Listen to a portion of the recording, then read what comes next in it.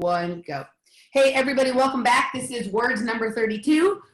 Dani is with me. We're going to get right to it because we don't have a tremendous amount of time today. How you doing, Dani? I am well, Emily. How are you?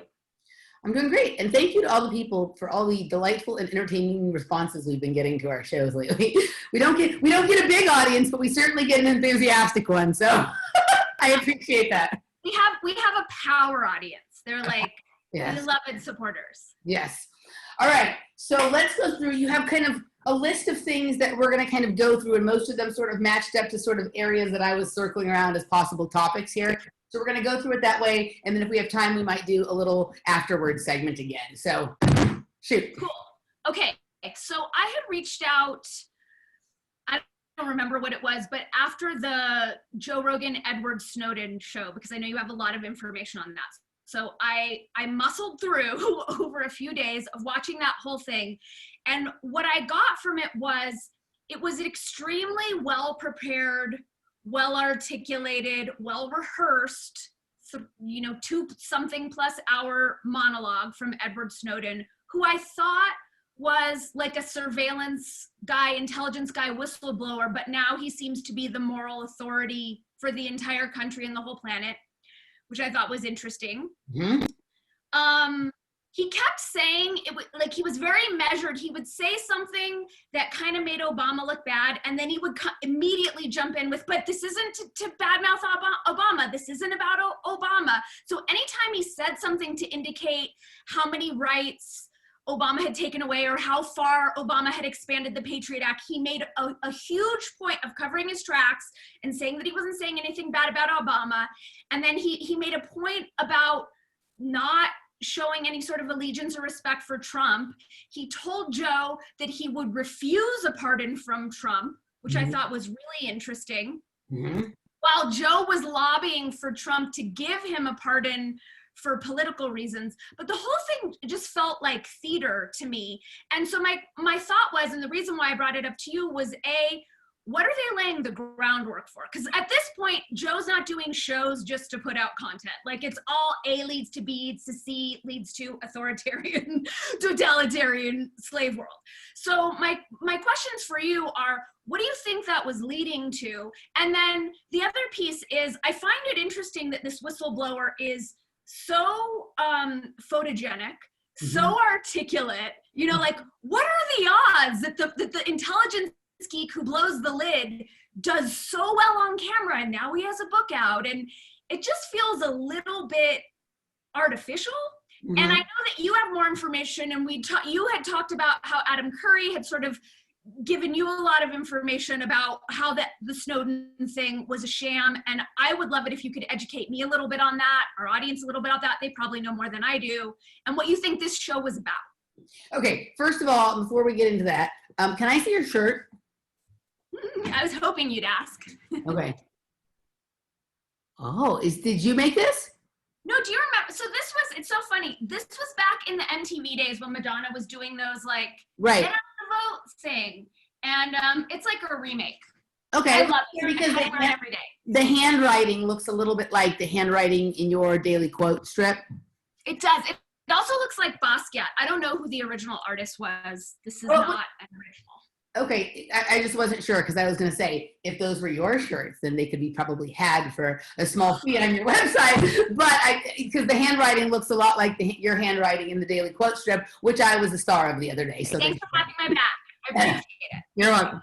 Okay, so a lot of things. Okay, so By the way, that was not the first time you were honored in print on my Instagram. I think I've quoted you before. Yeah, I think there was one a while back too. Yeah. Okay. It was a while ago. Yeah, but I wasn't on Instagram yet, and so I couldn't go like it over on Instagram. I'm such a Matrix MASH nerd. I feel like I'm your guys' #1 fan. Like, I'm so excited every time you have a new show with Robert. That's awesome. I like that. Okay, so here's there's a lot of stuff. First of all, I didn't suffer through that entire thing because I just couldn't stomach it. I listened to maybe like the first 27 minutes of it or something. And all of it is like a bunch of niceties and stroking each other's backs about how wonderful each other are. It's fucking annoying. And the last one they did together was similar to that too. Okay, so a couple of things. Whenever you have somebody that always is speaking in monologue form like that isn't a poet or a spoken word artist, then generally they're running a script. And like there's, right, so like they're there to deliver a particular message and it needs to be delivered this way. So okay, trying to think about what the best place to start is here. So like, first of all, by the time Edward Snowden came along, because of the things that we had watched with Julian Assange, I was already very suspicious of any whistleblowers that got any attention. All of the real whistleblowers don't get any attention. Bill Binney, Thomas Drake, Russ Tice, like all of these people who like had their homes raided after they blew the whistle and, you know, spent time in jail and shit like that. Like they're only ever like, you know, interviewed on like RT and alternative media stuff, right? So whether the press is demonizing or glorifying said whistleblowers, glorifying would be Daniel Ellsberg, you know, demonizing would be Julian Assange, and Edward Snowden would be somewhere in between, right? Okay, that when they're getting this much attention and they're this famous for this long, our attention is being drawn to them for a reason that isn't kosher, right? Okay, so I was already suspicious because of, you know, like the thing with Julian Assange is very weird because there's things that obviously make him look like he is an asset working for intelligence agencies. And then there's things that make it look like, dude, maybe this is a guy who like thought he was in on it with them and then they turned on him. And so now it's like, it's impossible to tell. There's so much evidence of him being involved in like cults and programs and projects as a child, right? And there's so many, you know, things, there's so much weird stuff around him, but there's also the undeniable truth that he, in some way or another, is suffering right now, right? That he is suffering in some way or another, unless we live in a world that is faked even beyond your and my ability to comprehend at this point, which is possible. I leave that open. My hope for humanity doesn't want to accept that, and so I still only think about that occasionally. And there's the other thing that to the best of our ability to confirm, he's never published anything that's false, and that no one has ever said those aren't my documents. They've said that he should be arrested for publishing them, but no one's ever said that I didn't say that in those documents, right? So those are undeniable truths, is if the world is in any way anything we think it is, okay? So that's really up for grabs right now, I just want to say. Yeah. So Edward Snowden came along after that, and the operation is far more polished, right? So I was already suspicious by then. And, you know, it was just weird. It's like, you know, the people he chose to go to with his whistleblowing and stuff like that were people that I already knew to be, you know, propagandists of a certain level, right? They tell more truth than the mainstream propagandists, but they're still not telling the whole story, and they're controlling how the perception of the information is received and whatnot. So that, and then just the whole thing didn't really make a lot of sense to me. Right. So then the first person I really saw do a great breakdown of this was Adam Curry. Right. And he basically exposed, I don't remember all the details, and I did go back to look and see if I could find the episodes where he talked about it. And it's hard. There's not like an episode no one seems to have clipped those parts, because I don't think most people know he really talked about this. So I would have to go through and listen to hours of episodes. If there's anyone out there I've hunted for it. I haven't found it yet. Okay, so if there's anyone, it's possible that it's been removed or edited by this point. But if anybody out there is a No Agenda fan, I know one or two people who did respond in the comments to our last video, maybe, or the one before, or something I've done with Robert, said they used to watch No Agenda anytime. If anybody has the time and patience to go through and find this segment from sometime, I believe in late 2013 or early 2014, of Adam Curry really breaking this down, we would repay you with our undying appreciation. And maybe even some swag from I'll send you a book. I'll send you a copy of my book. We're done. Okay, there we go. Okay, perfect. So, because it is important. But basically, it was, you know, this is a guy who's worked for both the CIA and the NSA. And so what he did was sort of putting the public on notice in a coded way that the CIA and the NSA were at war with each other. Mm-hmm. Okay, like they're always factionalized and whatever, but there really is a battle for control over data or surveillance, or I'm not sure what the parameter of the battle is. I'm not sure what the whole specter is, but that this is really what's going on, and that he, you know, he's the symbol, he is the sort of symbol of that he is a character with a background that doesn't make sense, right? And then all of the things that you're saying, this is a person who is doing what he was either programmed or trained or told to do and continues to do so. Yeah. Right? This is not like, you know, if he were really in exile, living a life, whatever, the aggression with which he would be pursuing the truth would be much stronger, and he'd be revealing things, controversial thing after thing after thing after thing after thing, right? Julian Assange, in his compromised position in terms of having no access to technology or whatever, continues to wage a bigger battle against the powers that shouldn't be, sort of, than Edward Snowden does, who has an internet connection. Right. Powers that were, by the way. The powers that were. Okay. So that. So then the other expose that I've seen of Edward Snowden that's interesting and hard to sort of accept, but the more I'm paying attention to this, and this is going to go into, I'm not going to give a lot of information on this because I'm hoping to do a three-way show with you and Robert about some of this at some point, is that I watched this show that was on Higher Side Chats. Maybe it was in 2014 or 2015. And I can't remember the guy's name or his website or anything like that. But he had a particular viewpoint on hoaxes and staged events.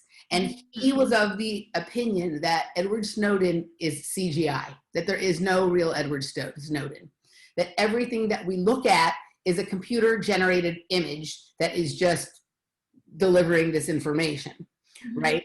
And some of the evidence that he used for it was that in some of the early videos of Snowden, there was like weird issues with like you could see through his glasses, like on one side, like they were like wood, what are they called? What it looks like wood or horn, whatever that material is. It's solid. You shouldn't be able to see through it, but it was like translucent and you could see his skin through it on one side. Not really translucent, like it looked like the glasses had been superimposed in a digital manner and they'd missed a spot.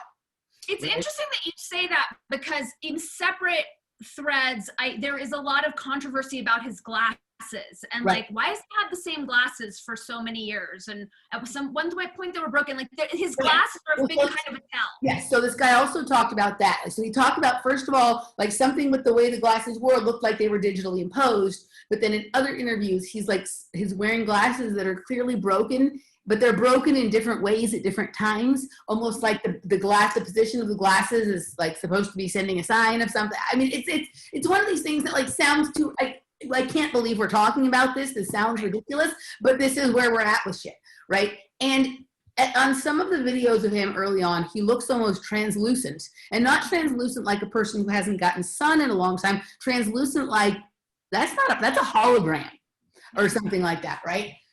So this brings me to, and I'm not going to say much more about this, but I think that like there's a good possibility that Edward Snowden was the first big experiment in a certain kind of deepfake.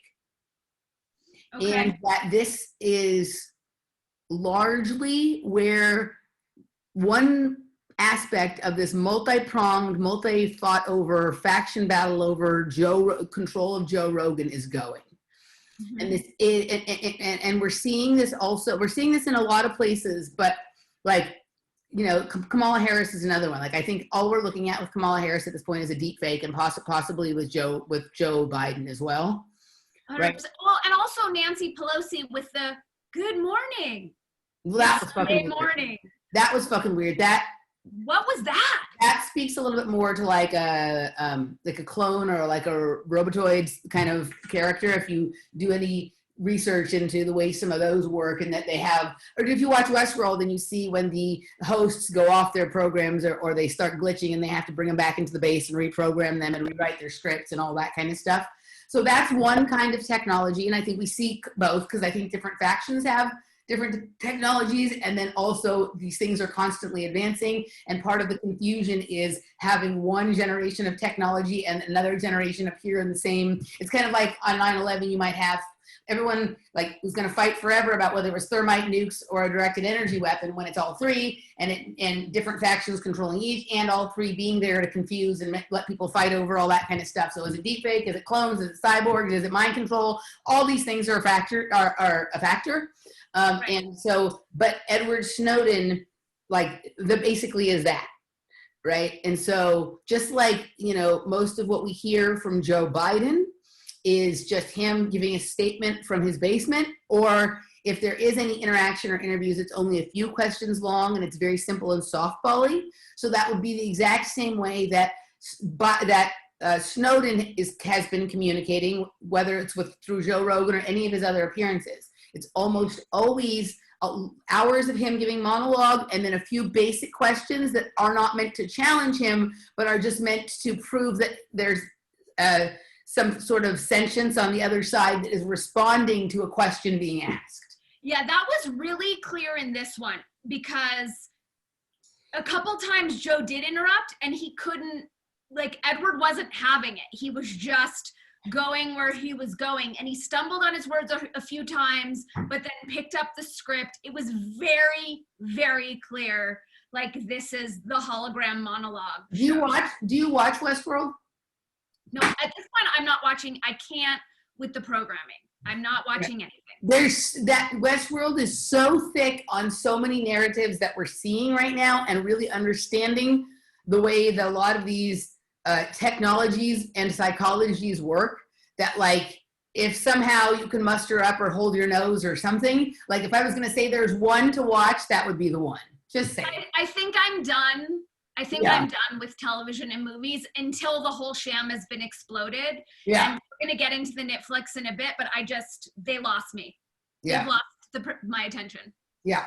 So that's kind of like, I'm trying to think if there's another aspect of Edward Snowden that I think we can do a deeper dive on this, like, at a later point. What do you think the point was of this one? And I know you only watched the first 27 minutes, and it's clear, they're laying the groundwork for something. So I think, and this is the last thing I'm going to say really about this part of it, I think one of the things that's going on in these early days in the new Joe Rogan deal with Spotify and in the new studio is the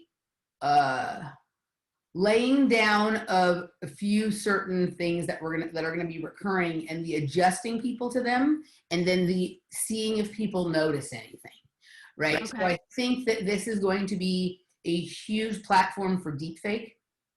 And I think that, like, I think the appearance of the studio is part of it. What it looks like. It looks like a communist dungeon. Right, but also just like the it has a weird lighting. It has a weird weird texture in the lighting is not far different from some things that you see in the underground bases or in the cloning centers or it doesn't look organic. Like, his old one had his like ephemera and his special things that he had collected, and this one is just, well, the other one was analog, and this is completely digital, or even something beyond digital. It's almost holographic, right? Yeah, exactly. And so it's the kind of thing that, like, you're not even sure when you're watching it if those people are actually in the studio. It's almost like watching their likenesses be superimposed on what we think is the studio, but it's some kind of, like, very advanced green screen or something like that. So I also think it's deliberate that it's so small, since part of the sort of Agenda 21 goal is to put us in these small. It almost makes me feel like the whole studio is in an Airstream trailer. It looks like it. It looks like half an Airstream. It's right. So, it's like the smallest model, like the kind you tow behind, not the kind that has its own, right? And it's really small, but even like the shape of the walls feels like something. Or the other thing, like, that I think about is, like, a lot of the underground bunkers are like submarine shape in nature. Like, they're like rods or tubes underground. So almost it feels like underground. It feels like it's either underground or off planet. Right, or in an Airstream. Yeah. And underground and off planet might be the same thing. So there we go. Right. So there's that. So I think that this is setting the stage for a lot of stuff. So I think the technology that we're seeing being deployed in these early episodes, the guests that are being brought to us, and then there's this whole issue with Spotify. So maybe we can go there to your next question, which was? Well, even a question. It was just this charade of Joe now being a rebellious problem for Spotify and the youngsters at Spotify demanding his resignation or whatever. It's just so silly. Well, I don't even know what to say about it, except it's a ridiculous charade. Yeah, and that's the point. So I think they're trying to set the stage for the idea that Joe Rogan is very controversial. Right, that he's gone rogue. Because you look at the comments underneath his Adam Curry episode, and they were overwhelmingly, wow, Joe is such a Spotify shill. Right. So it seemed like the next logical step to pull a stunt like that, just to attempt to shift the perception. So we have thesis, antithesis, synthesis. So we have this thing where Joe Rogan actually is being sort of manhandled and controlled on a certain level by Spotify, right? I don't think sort of. Wait, let me hear the rest of my thing. And then this other thing where they're acting like Spotify is not controlling him by staging this faux uprising of the people that work there, right? Mm-hmm. So that's almost in response to people's questions about whether, you know, Spotify, right? So it's a very, I don't even know if I have a word for it, but it's synthetic on every level, right? It's There's so nothing controversial about Joe Rogan. There's nothing, he hasn't been controversial, in my opinion, for at least 8 to 10 years. 8 years. At least 8 years he hasn't been, maybe 7. Very controversial. We basically, I'd say that what we see with Joe Rogan for the last 7 years always is in the range of, I appreciate him being truthful on this subject at the best side, to this is complete propaganda bullshit. Yeah. Every once in a while he has like a really great show where I have almost no complaints about, like that show he did with that Abigail Shires about the transgender thing. I thought that was really good. Right. And of course, that's the one that they're complaining about. But I don't even think that there was really anything controversial said in that. It was just basically like, maybe we shouldn't give hormones to children. That's not like, there shouldn't be a planet on which that's controversial. That was like the furthest extent of what, right? So it's, or the thing with the athletes, with the like male to female transition boxers who are dominating and putting people at actual risk. What do I think about that, or what do I think about his opinion on that? No, I think that was another thing that he said. That's not really controversial. Like, it really isn't. Like, Martina Navratilova thinks that's wrong too. Right? So you have like who's the first or the second not only out gay person in tennis, but the first, like her coach was a transgender person, right? Saying that that's not a good idea, right? So like, this isn't a controversial topic either. No, not at all. And not to take us too off topic, but did you hear that Newsom just announced that inmates can choose their gender prison? So like a dude convicted of like brutal rape and murder can say, I identify as a woman, and be put in a female prison? Not surprising. Not wow. Surprising. Right, not surprising. Okay, but did you see Tim Pool's assessment of the fake Spotify Rogan thing? I listened to him talking with the long-haired dude and the short-haired dude about some of this. So I think that this is what. So I think Tim is like said some things that are really true, that are like different than the things that I cover in my analysis of the situation. Right? Tim comes at it from a different perspective. But like, what's so interesting is how one person who's being totally paid and controlled can give such good of an analysis of another person who's being totally paid and controlled. Wait, you think Tim's being totally paid and controlled? Yeah. Okay, so let's put a pin in that, because the reason that I mentioned it, I just saw it in Tim's sort of normal Timcast where it was just him. And in the first maybe 10 minutes, he alludes to thinking that Joe is controlled. And he's like, not going to go into that, but he said it, and it had me think it would be really interesting if we could get Tim on to have that conversation. We'll never come on. Who's controlling Tim? I think that like basically whatever faction controlled Alex Jones during the first Trump run is controlling Tim during this Trump run. The same money factions. Right? Because the way that Alex shifted from being so firmly both parties are bad to so firmly pro-Trump is the same way that Tim has shifted from being, I don't really vote, I'm outside of politics, to I'm voting for Trump. And like he's laying down the same like level 1 conspiracies that Alex Jones used to lay down. Like for as much as he says he doesn't like conspiracy, like he is laying down, whether it was through how he was initially talking with Adam, which I actually think that this control came in through Adam when they were together. Like Robert has a theory on it. Maybe he can, this will be part of our 3-way show, right? Are we talking about Alex right now, or are we talking about Tim? Tim. Okay. So when he had Adam on the show for a couple months and they got to heights of success that right? Like yes. That was sort of how that level of control sort of came in. So, interesting. So Tim is now, if you look, Tim is now pro-Trump. And do you think anyone can be pro-Trump and not controlled? Yeah.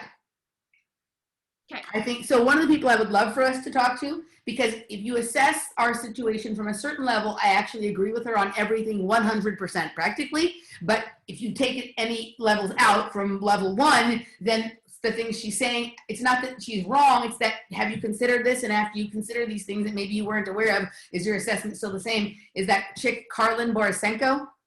I don't know her. She's great. She's the one who like, she looks kind of like she's a lesbian, but she's not. She's got like that lesbian, like angled hair, right? Like that like 80s crooked hair. Yeah, right. And she's the one who initially like. She just lives in Silver Lake. No, she looks like she does, but she doesn't. She doesn't live in California.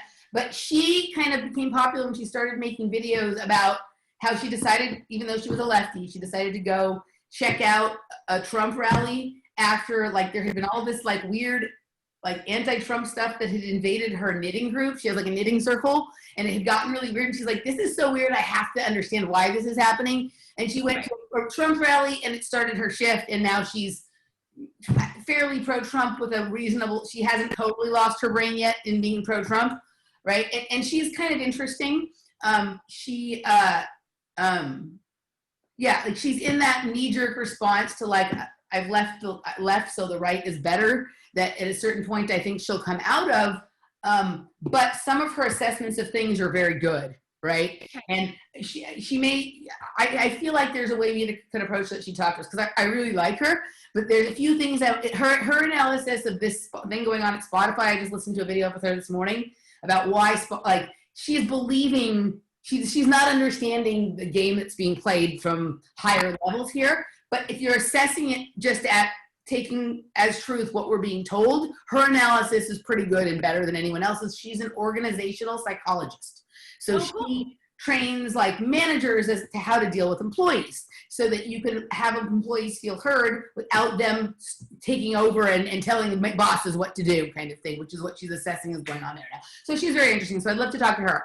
Now, I can't remember what my point. Oh, so yeah, so she is pro-Trump and I don't think she's controlled. Okay. I don't think Styx is controlled. I think he's wrong about a lot of stuff, but I also think he's right about a lot of stuff. He's hilarious to listen to, right? Kind of thing.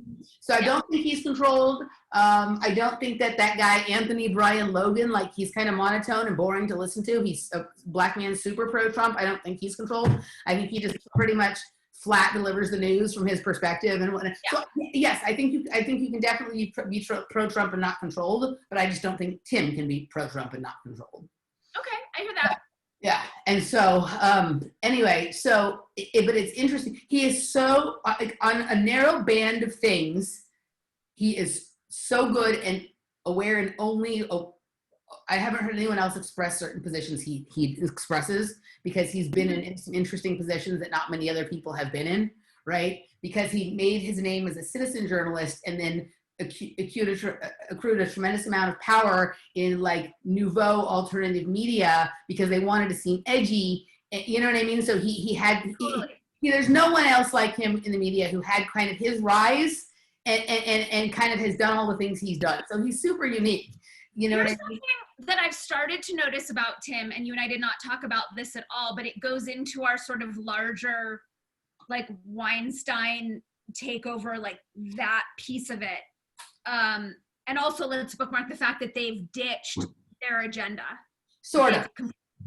They ditch it for this year. Well, for this that Allegedly. We'll get to that. We can get to that. So we'll come back to that.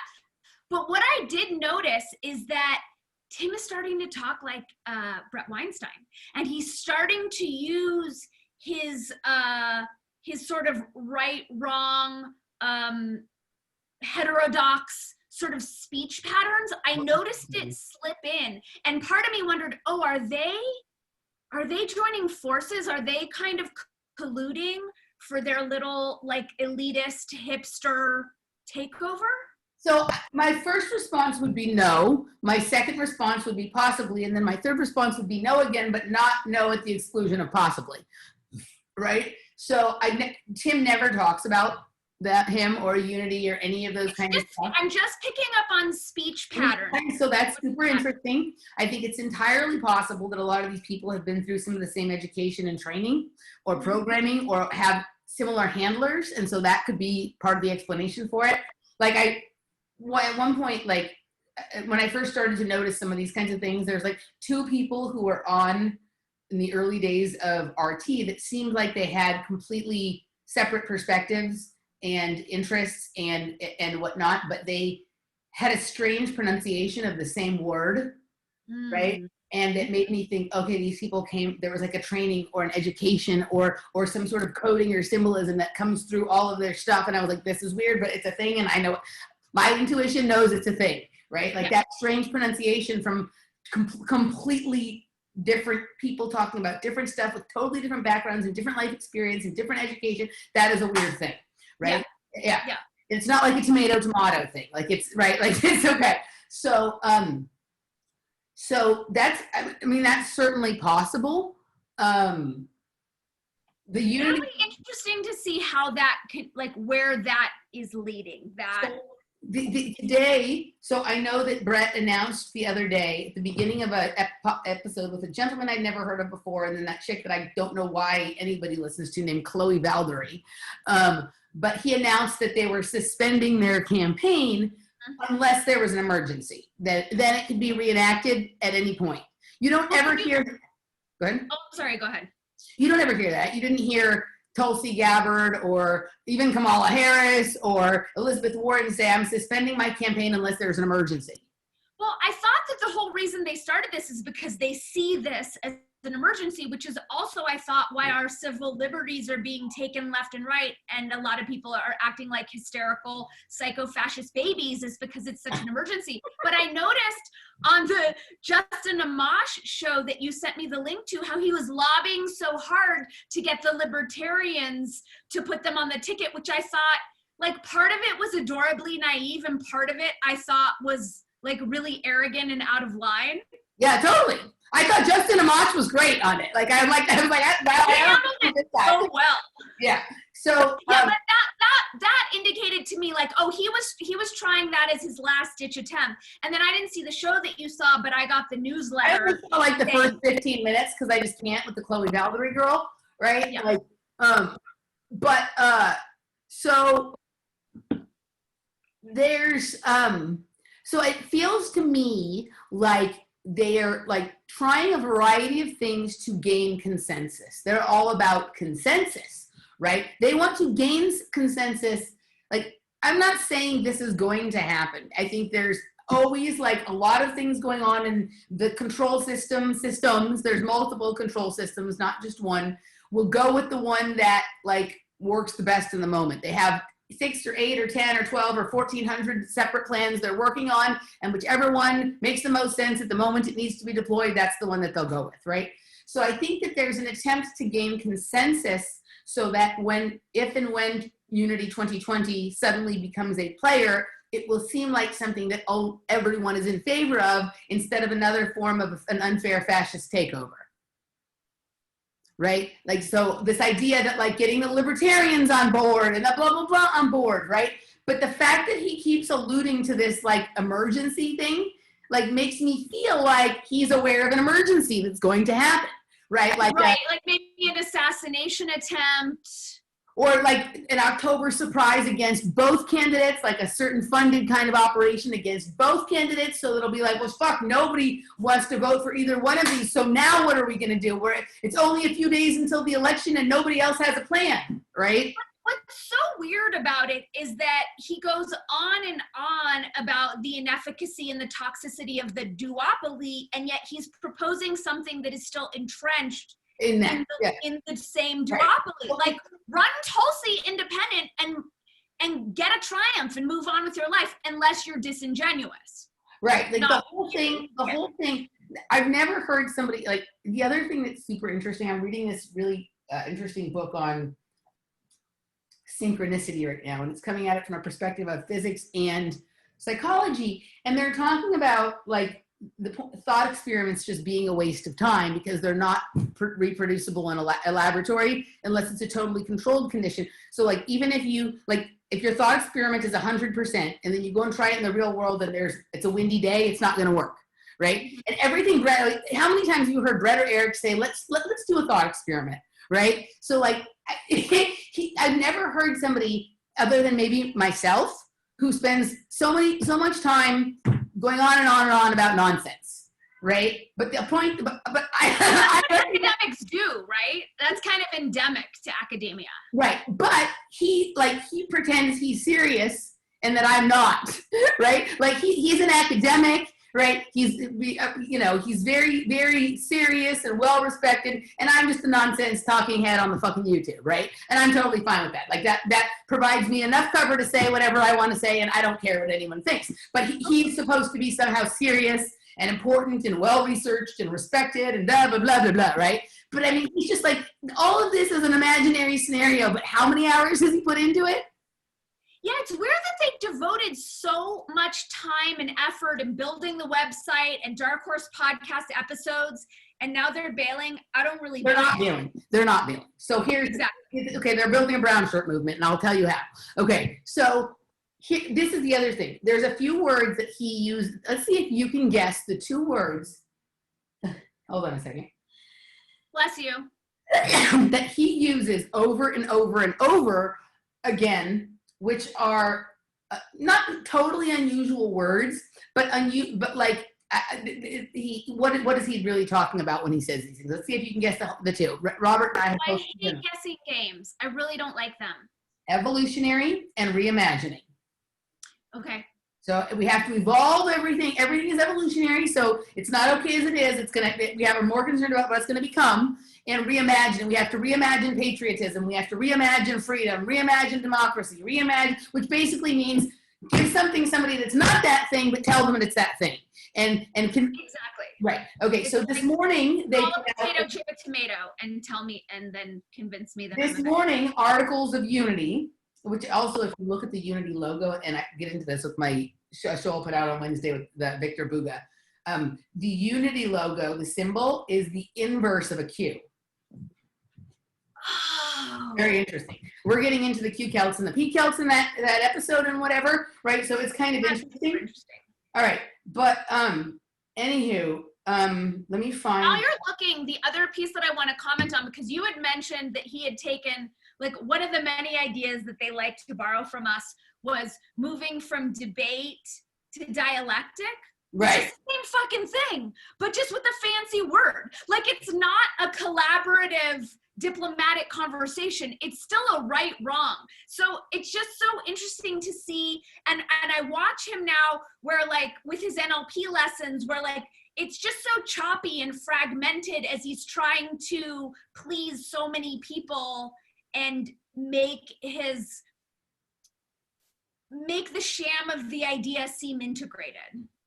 Yeah. Okay. So this morning they put out a video on the Articles of Unity YouTube channel. I'm not going to play it because I don't want to get dinged with the copyright strike, because they will do that about this shit whenever we, okay? So it's called Unity Today number 001, which means that they're planning on there being lots of them. Otherwise they would just say number 1, right? It's going to be 10. They would just say number 1. They're going to be hundreds. 100. That's going to be your daily. It's going to be daily affirmations with Jack Handy, basically, right? That kind of thing. Okay, but it's basically 5 things you can do to, like, help them bring this idea into the, public conversation. Fucking go watch this guy, like this smarmy guy. I don't know who this guy is. Ooh, we're getting interference right now. You hear that? Every time we talk about Brett Weinstein or Eric Weinstein, that's when the interference comes in. It's super consistent. Okay, so this is, I don't know if this is the 5 that, okay, so he has 5 things that you can do, but then there's also a list of 5 things that don't sound exactly like what the 5 things to do in the video were, but this is in the description, and let's just look at these now. They're a little different than the 5 things that were said. So it's a 1.5-minute video, so everyone will watch it, right? So number 1, this is not necessarily the 5 that the guy talks about. This is a separate list of 5, just being clear on this. Help build the unity movement and win. So I guess they're doing a prize or something. Subscribe to the YouTube page for the latest news. Update your Facebook profile pic with the new unity frame. So this is just like the Black Lives Matter shit or the gay pride. Get everyone to have a rainbow, get everyone to have a black square. I'm helping, right? Like, okay. The next is, and this is my favorite one. Join your fellow patriots in deeper discussions at discussarticlesofunity.org.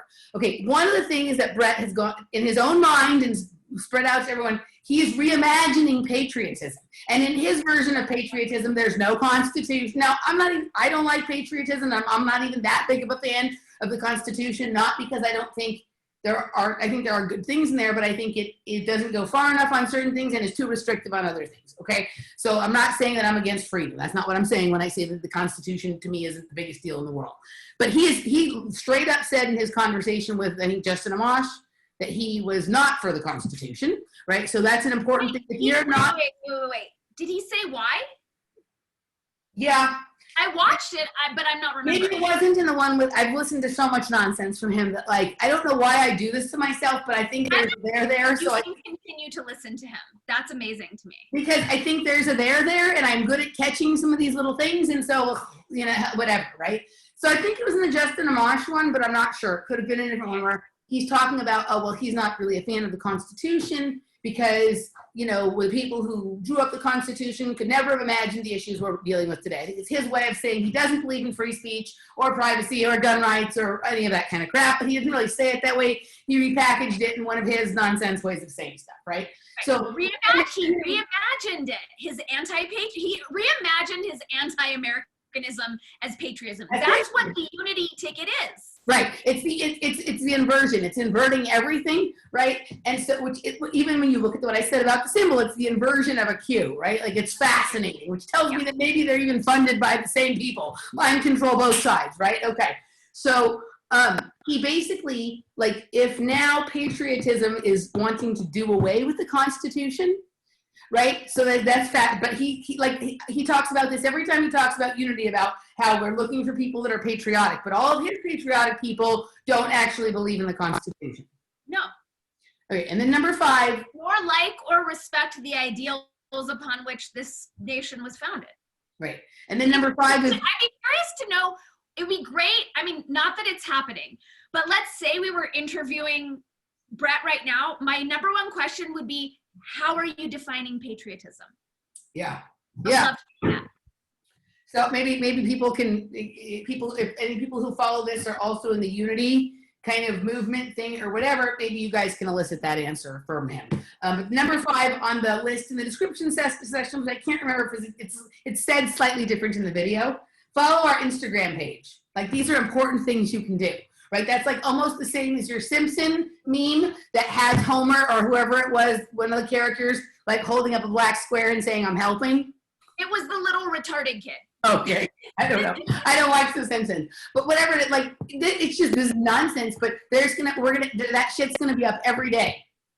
Every day there's gonna be those little videos telling people the thing that they can do to be, you know, good, right? Whatever the fuck it is, right? So.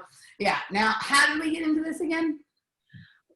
We jumped over here by way of Tim Pool, and I was saying I started to pick up on some speech patterns. Yeah. So no, I'd say that maybe it isn't that they're working together, but they're being funded by some of the same people, and that they've been through some of the same.